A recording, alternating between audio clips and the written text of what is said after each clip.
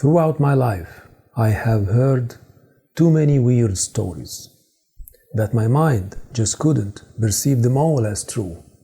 The story of the Patriarch Joseph in Egypt is one of those unbelievable stories. Well, I could have dismissed it like any other story of the remote past that did not necessarily warrant any scrutiny or investigation to validate its historicity. Had it not been a biblical story, and had I not been Egyptian. Any given story should have a general ambiance that sets it apart by a unique dialogue, location, and cultural background. That's what we call the milieu of the story. The story of Joseph is an ancient Arabian tale, and everything about it is Arabian. Its linguistic, cultural, and geographical milieu.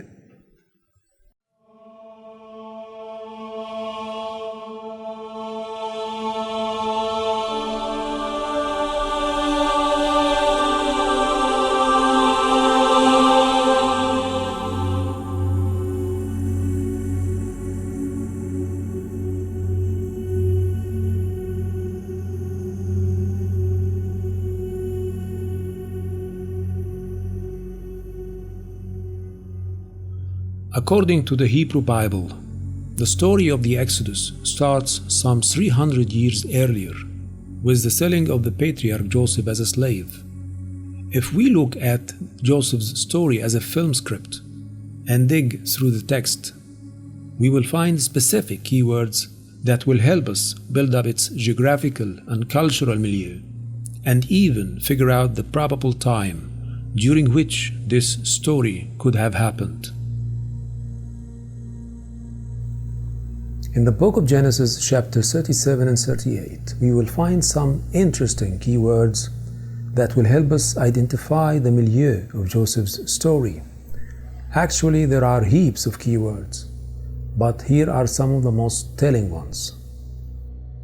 Flux, Dothan, shepherd's staff, cistern, wild animal, caravan of Ishmaelites, camels carrying myrrh and frankincense, Midianite merchants, Ishmaelites, or better yet, Ismailites, killed a goat, Shilah, Onan, Tamar, Hira, Adulam, Kezib, and of course, Joseph, originally pronounced Yusuf in Arabic.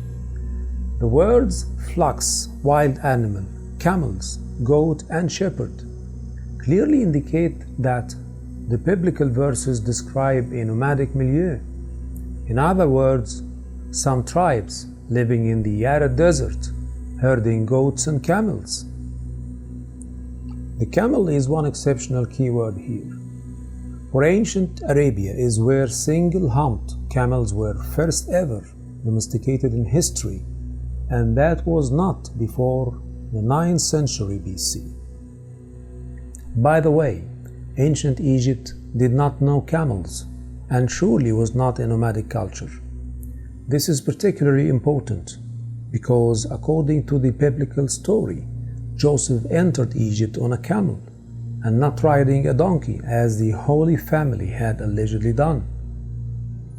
Camels were introduced to Egypt after the conquest of Alexander the Great in 332 BC.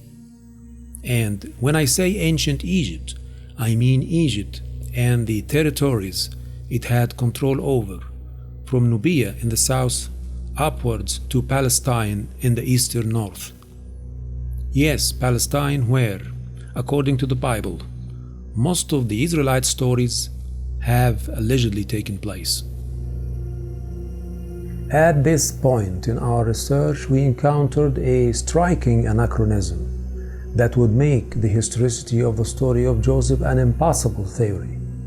For according to the biblical timeline, Joseph was sold as a slave around 1546 BC.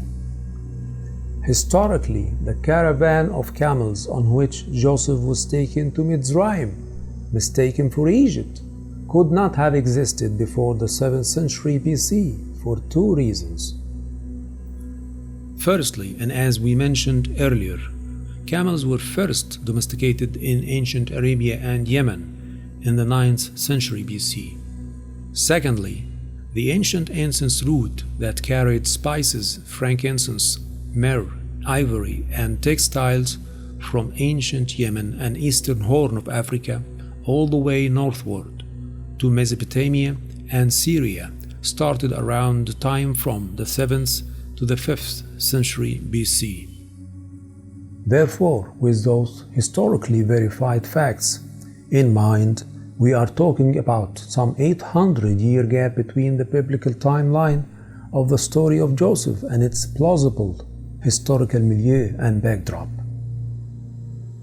In his best-selling book, The Bible Unearthed, Professor Israel Finkelstein, an Israeli archaeologist by the way, confirmed that all the Israelite stories, including that of Joseph and Moses, could not have been written down and composed before the 7th century BC.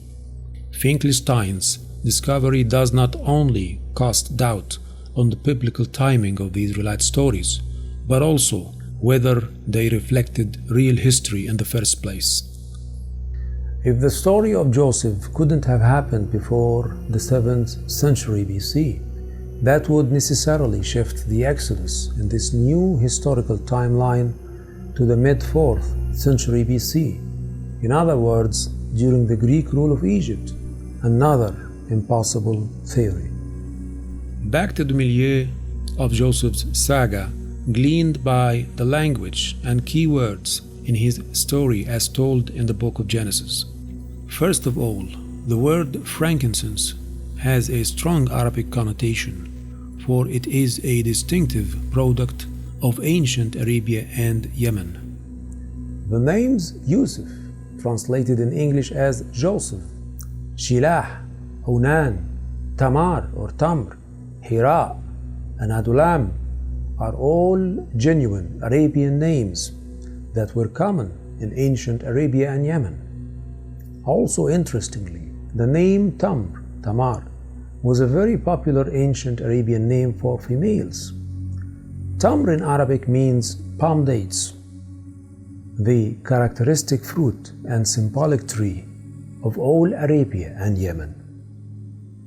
The mention of Ismailites, translated in English as Ishmaelites, has strongly confirmed the Arabian origin of the story. It is widely known through oral tradition and historical records that Ismail is the forefather of all Arab tribes, including, believe it or not, the Israelite tribes or Bani Israel as we call them in Arabic.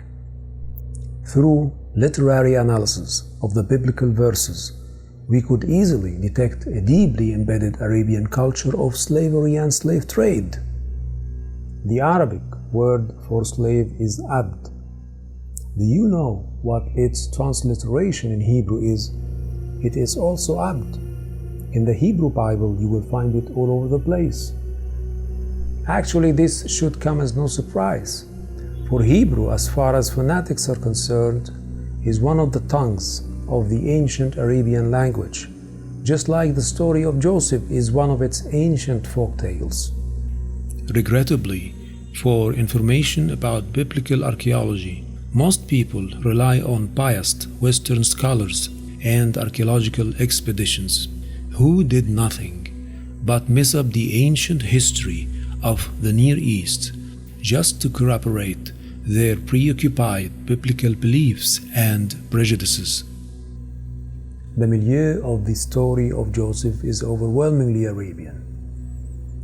And though many of the biblical scholars and archaeologists are well aware of the Arabian, not the Palestinian origin of the Israelite stories, but they will only talk about it behind closed doors.